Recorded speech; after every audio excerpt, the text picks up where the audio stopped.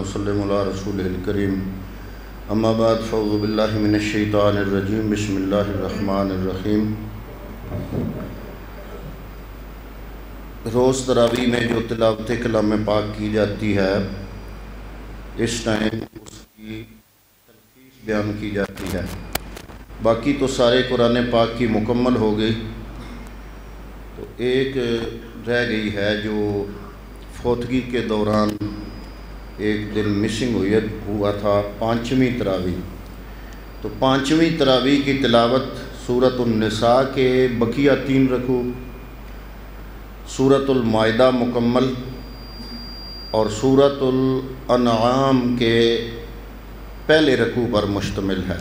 باقی اللہ نام آگے چھٹی میں ہم نے پڑھ لی ہے۔ سورۃ النساء کے بقیہ 3 رکوع آیات نمبر 154 اور 155 میں واضح فرمایا گیا کہ انہوں نے حضرت عیسیٰ علیہ السلام کو نہ قتل کیا نہ سولی چڑھایا، بلکہ ان پر معاملہ مشتبہ ہو گیا۔ عیسائیوں کا یہ عقیدہ ہے کہ حضرت عیسیٰ روح اللہ سولی پر چڑھا دیے گئے، اور وہ سولی کا جو نشان ہے نا صلیب کا، وہ اس لیے اپنے لیے باعث برکت سمجھتے ہیں کہ وہ صلیب اس سولی کی طرف منسوب کرتے ہیں جس سولی پر حضرت عیسیٰ کو بقول ان کے چڑھایا گیا۔ لیکن قرآن اور کہتا ہے، قرآن کہتا ہے کہ نہیں، معاملہ یہ نہیں، حضرت عیسیٰ روح اللہ کے مشابہ ایک بندہ تھا، اور یہودیوں نے اس کو پکڑ کے سولی پہ چڑھایا تو عیسائیوں نے سمجھا کہ شاید حضرت عیسیٰ روح اللہ سولی پہ چڑھ گیا۔ قرآن نے کہا کہ معاملہ مشتبہ ہو گیا، یعنی انہوں نے شبیہ عیسیٰ علیہ السلام کو قتل کیا۔ وہ حضرت عیسیٰ کی شبیہ تھی، ان کے ہم شکل بندہ تھا۔ ان کے مختلف گروہ حضرت عیسیٰ علیہ السلام کے متعلق ایک شک میں مبتلا ہیں اور ظن و تخمین سے کام لے رہے ہیں، جبکہ حقیقت یہ ہے کہ انہوں نے حضرت عیسیٰ علیہ السلام کو قتل نہیں کیا، بلکہ اللہ تعالیٰ نے انہیں آسمانوں پر اٹھا لیا، اور اللہ تعالیٰ اس پر پوری طرح غالب ہے، اور ہر اہل کتاب اپنی موت سے پہلے آپ پر ایمان لے آتا ہے، یعنی ہر کسی کی موت کے وقت اس پر حقیقت واضح ہو جاتی ہے۔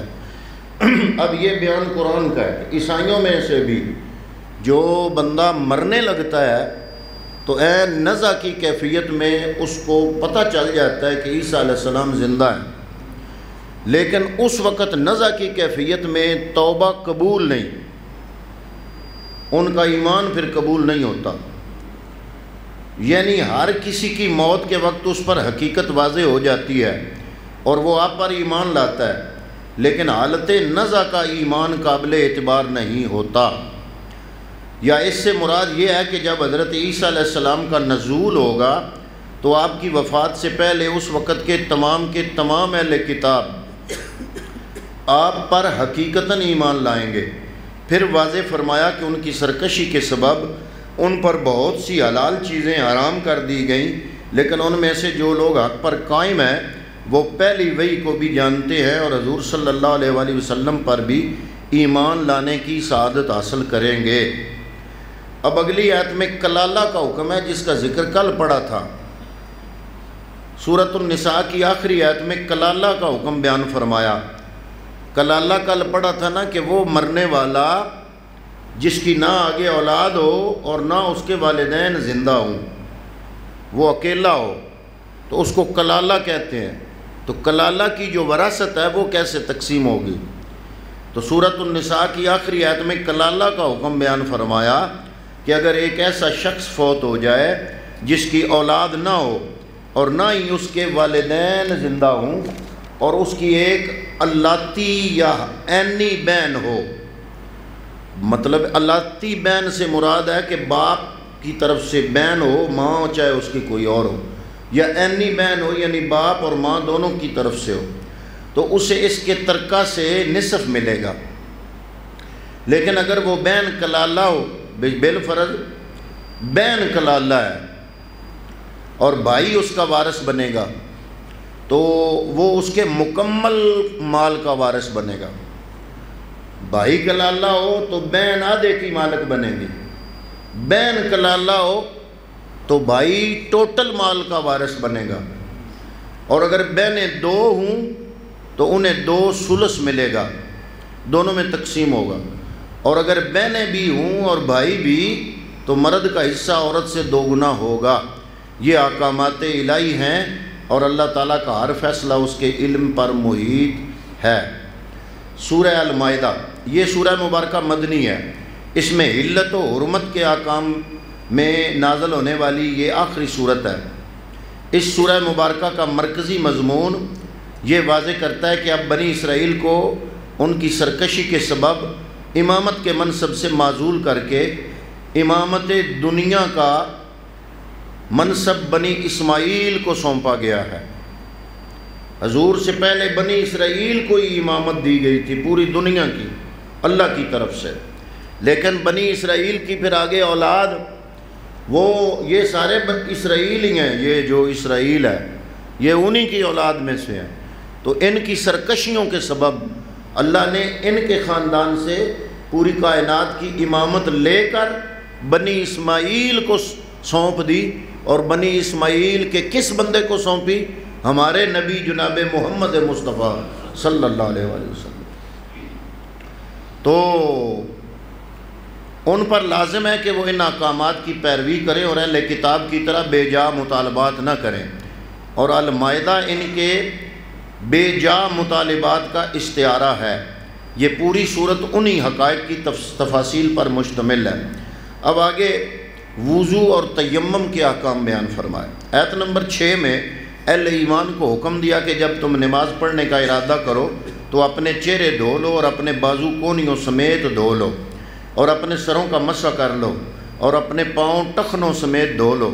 اگر تم مریض یا مسافر ہو یا تم پر غسل واجب ہو اور تم پانی نہ پاؤ تو پاک مٹی سے تیمم کر لیا کرو۔ مطلب ہے اگر وضو ٹوٹا ہوا ہے پھر بھی، اور اگر تم جنبی ہو تو پھر بھی پانی نہیں ملتا تو تیمم سے دونوں حدث ختم ہو جاتے ہیں، تم تیمم کر کے نماز ادا کر لو۔ ایک ضرب مار کر ہاتھ اپنے چہرے پر مل لیا کرو، اور دوسری ضرب مار کر اپنے بازوؤں پر مل لیا کرو۔ اللہ تعالیٰ تم پر آسانی چاہتا ہے، تنگی نہیں چاہتا۔ اللہ تعالیٰ سے کیے ہوئے وعدے پورے کیا کرو۔ آیت نمبر 8 میں فرمایا اے ایمان والو، اللہ تعالیٰ کی رضا کے لیے انصاف کیا کرو، اور کسی قوم کی دشمنی بھی تمہیں بے انصافی پر نہ ابھار دے۔ اللہ سے ڈرتے رہا کرو، وہ تمہارے اعمال سے خوب واقف ہے۔ ایمان والے اجر عظیم پائیں گے اور سرکش لوگ عذاب میں گرفتار ہوں گے۔ آگے حابیل اور قابیل کا واقعہ بیان فرمایا۔ چونکہ ان کی سرکشی کا سبب حسد تھا، اس لیے آیت نمبر 27 تا 31 میں حابیل اور قابیل کا واقعہ سنایا گیا۔ یہ حضرت آدم کے بیٹے تھے 2، تو کہ قابیل حسد کی بنا پر کیسے برباد ہوا کہ جب ان دونوں نے قربانی کی اور حابیل کی قربانی قبول ہو گئی تو قابیل نے اس پر نادم ہونے کی جگہ کہا کہ میں حابیل کو قتل کر دوں گا۔ چاہیے تو یہ تھا نا کہ وہ نادم ہوتا۔ اللہ نے قربانی مانگی نا تو اس وقت قربانی کا یہ انداز نہیں تھا جو آج کل ہے۔ آج تو ہم قربانی ذبح کرتے ہیں، گوشت لوگوں میں تقسیم کرتے ہیں۔ اس وقت یوں ہوتا تو قربانی رکھ دیتے کھلے میدان میں، آسمان سے آگ آتی، جس کی قربانی وہ آگ لے جاتی اس کی قبول سمجھی جاتی، اور جس کی طرف وہ آگ نہ جاتی اس کی قربانی مردود سمجھی جاتی۔ اب ہوا یہ کہ یہ آجڑی تھا حابیل، جب قربانی کا حکم ہوا تو یہ اچھی سی چن کر خوبصورت صحت مند بکری، نیتوں کو پھل ہوتا ہے نا، لے آیا قربانی کرنے کے لیے، وہ میدان میں رکھ دی۔ اور یہ جو قابیل ہے یہ تھا کاشتکار، اس نے جو غلہ ردی قسم کا تھا نا، وہ ردی قسم کا غلہ اٹھا کے لے آیا، میری یہ قربانی ہے۔ تو اب چونکہ اللہ تو دلوں کے حال بھی جانتا ہے، اس کی قربانی ایسے پڑی رہی اور اس کی قربانی کی طرف اللہ کی طرف سے آگ آئی اور وہ لے کر گئے۔ کہا جاتا ہے کہ وہ دمبا جو حضرت اسماعیل کی جگہ پہ آ کے ذبح ہوا یہ وہی حابیل والا تھا۔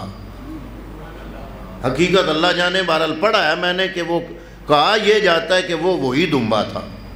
تو بہرحال اس دمبے کے سینگ خانہ کعبے میں موجود تھے، ہمارے زمانے حضور کے زمانے میں بھی موجود تھے۔ وہ بعد میں جب یہ یزید نے پتھروں سے حملہ کیا تو اس وقت آگ لگی، غلاف کعبہ جلا اور وہ سینگ بھی جل گئے، وہ اس دمبے کے جو سینگ تھے۔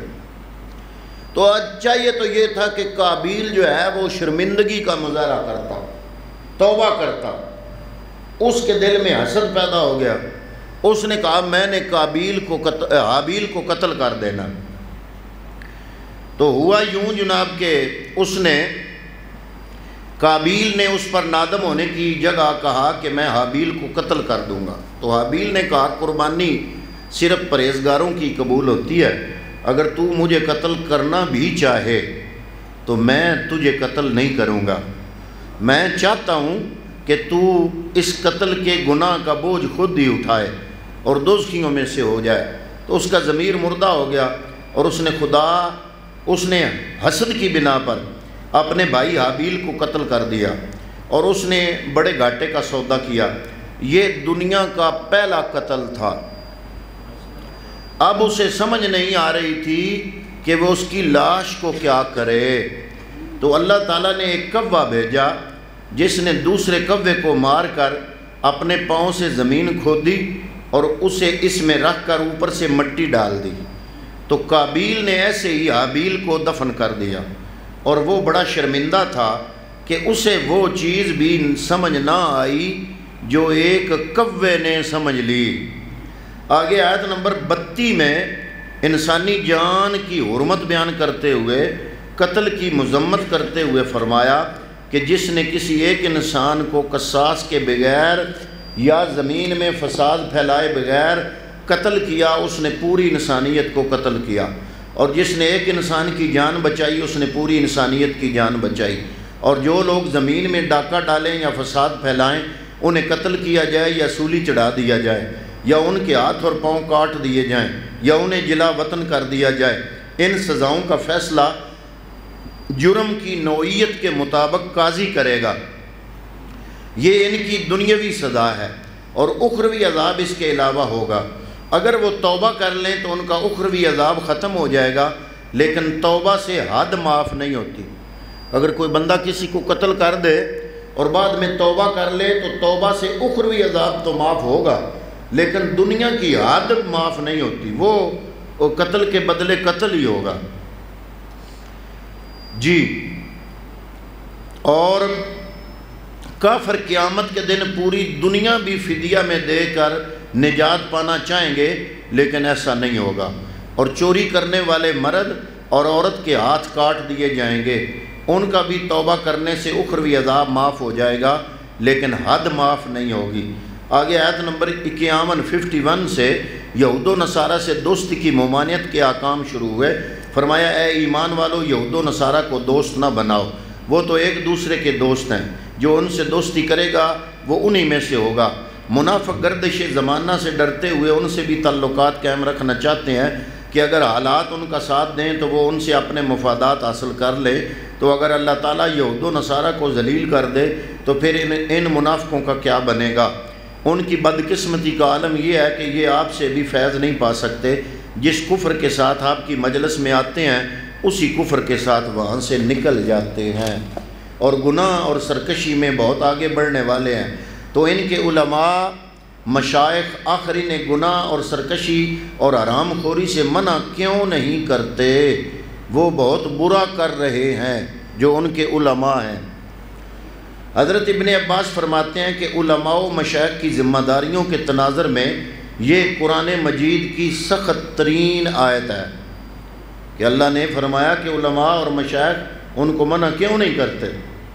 آیت نمبر 69 میں یہ واضح فرمایا گیا کہ یہود و نصارہ ہوں یا کوئی بھی مواعد ہو، جو بھی دعوت اسلام کو مانے گا اسے نہ کوئی خوف ہوگا نہ حزن، یعنی نجات کسی خاندان میں معصور نہیں ہے۔ اور یہود و نصارہ کا معاملہ یہ ہے کہ جب ان کے پاس اللہ تعالیٰ کے انبیاء کوئی ایسی بات لے کر تشریف لائے تو انہوں نے انبیاء کو یا جھٹلا دیا یا انہیں شہید کر دیا۔ ان کا خیال یہ تھا کہ وہ جو بھی کریں ان پر عذاب نہیں آئے گا، اس لیے انہوں نے حق کے ساتھ ہمیشہ مذاق کیا، کبھی مانا اور کبھی انکار کیا۔ اب آگے جی حرمت خمر و میسر، آیت نمبر 87 سے اس حقیقت کو بیان فرمایا کہ اچھے کھانے تقوی کے منافی نہیں ہیں۔ یعنی کوئی بندہ اچھا کھانا کھاتا ہے تو آپ یہ نہیں کہہ سکتے کہ یہ متقی نہیں ہے۔ اچھے کھانے تقوی کے منافی نہیں ہیں، اور اہل ایمان کو حکم دیا کہ وہ پاکیزہ چیزوں کو کھائیں اور حد سے آگے نہ بڑھیں، اور اگر کوئی بندہ قسم توڑ دے تو اس کا کفارہ یہ ہے کہ وہ 10 مسکینوں کو کھانا کھلائے، یا انہیں کپڑے پہنائے، یا ایک قیدی آزاد کرے۔ اگر یہ نہ کر سکے تو 3 مہینے روزے رکھے۔ اور شراب، جوا وغیرہ سب چیزیں نجس ہیں، شیطانی کام ہے، ان کے ذریعے سے شیطان لوگوں میں دشمنی ڈالنا چاہتا ہے، لہذا اہل ایمان پر لازم ہے کہ انہیں فوری طور پر چھوڑ دیں۔ اور جو لوگ حرمت شراب سے پہلے ایمان کے ساتھ دنیا سے چلے گئے، یعنی جب شراب حرام نہیں ہوئی تھی اس وقت جو لوگ فوت ہو گئے شراب پیتے پیتے، تو فرمایا ان پر کوئی گناہ نہیں ہے، کیونکہ گناہ تو اس وقت ہوگا نا جب منع ہوگا، وہ اللہ تعالیٰ کے نزدیک نیکوکار ہی شمار ہوں گے۔ پھر اہل ایمان کو منع فرما دیا کہ وہ حالت احرام میں شکار نہ کھیلے، اگر کوئی ایسا کرے تو اس پر کفارہ لازم ہوگا، یعنی احرام باندھ کر وہاں جو ہے وہ شکار پر پابندی ہے۔ اور اللہ تعالیٰ کے نزدیک پاک اور ناپاک چیز یکساں نہیں ہوتی، پاک چیز بہت قابل قدر ہے اگرچہ لوگوں کو ناپاک چیز کی کتنی بھی اچھی لگے۔ آگے ابس سوالات کی ممانعت، آیت نمبر 101 میں اہل ایمان کو حکم دیا کہ وہ یہود و نصارہ کی طرح ابس سوالات نہ کریں، اور مشرکین کے خود حرام کردہ جاندار حرام نہیں ہے، حلت و حرمت کا اختیار صرف اللہ کے پاس ہے، اس لیے بحیرہ، صائبہ، وسیلہ، حام کو اگر اللہ کے نام پر ذبح کیا جائے تو یہ حلال ہوں گے۔ یہ وہ جانور تھے جنہیں مشرکین بتوں کے نام پر چھوڑ دیا کرتے تھے۔ پھر واضح فرما دیا کہ مشرکین کسی بھی دلیل سے محروم ہیں اور یہ صرف آباء پرستی کر رہے ہیں، اور ہر بندہ اپنے اعمال کا جواب دہ ہوگا، اور حق تبلیغ ادا کرنے کے بعد کسی اور کی گمراہی بھی انسان کو نقصان نہیں دے گی۔ اب آگے سورۃ الانعام، اس کا ایک رکوع صرف ہے، باقی ہم نے پڑھ لی ہے۔ یہ سورہ مبارکہ مکی ہے، اس کا مرکزی مضمون شرک کا رد، توحید کا اثبات ہے، چونکہ صائبہ، وسیلہ اور حام یہ جانوروں کے وہ نام رکھتے تھے، صائبہ، وسیلہ سواد کے ساتھ، اور حام وغیرہ مویشی شرک کا علامتی نشان بن گئے تھے، اس لیے ان کی نفی کی طرف اشارہ کرتے ہوئے اس سورہ مبارکہ کا نام الانعام رکھ دیا گیا۔ حضرت عبداللہ ابن عباس فرماتے ہیں کہ یہ مکمل صورت ایک ہی رات میں نازل ہوئی، اور اس کے ساتھ 70,000 فرشتے آئے تھے جن سے آسمان کے کنارے بھر گئے تھے۔ وہ فرشتے تسبیح و تقدیس کر رہے تھے، اور حضور صلی اللہ علیہ وسلم سبحان رب یعلا فرماتے ہوئے سجدہ ریز ہو گئے تھے۔ یہ سورہ الانعام ساری کی ساری ایک رات میں آئی۔ سورہ مبارکہ کا آغاز حمد الہی سے ہوتا ہے۔